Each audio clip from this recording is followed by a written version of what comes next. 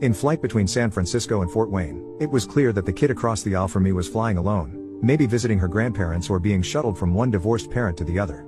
When the flight attendant comes by to take drink orders, I ask if I might have 2 of their little bottles of water. I'm a weightlifter and a pretty big guy.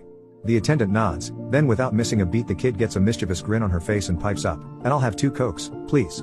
The row behind her on the plane cracks up. The flight attendant glances back at me and quips, "See what you started?"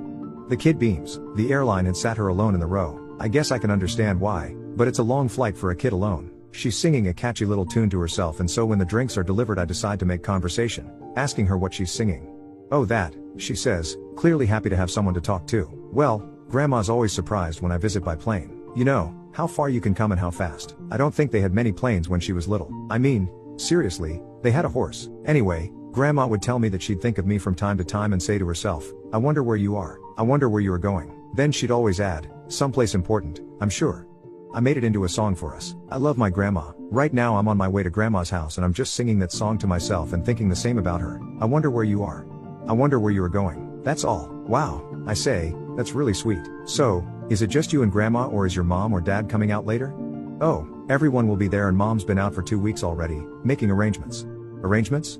"For Grandma's funeral." Boom. It was like being hit in the gut. In retrospect, maybe I should have seen it coming. A huge frog takes up residence in my throat and I realize she's been singing, "I wonder where you are." About her grandma who's gone. Seeing my distress, she reaches across the aisle to pat me on the arm. "Don't feel sad," she says. "Grandma lived a really long and happy life and at the end she was getting pretty tired." I just nod, unable to speak. We land and say our goodbyes as the stewardess hurries back to get her. A little girl with a brave smile waving goodbye to a 6 feet 4 inches, 259-pound brute trying desperately not to cry like, well, a little girl.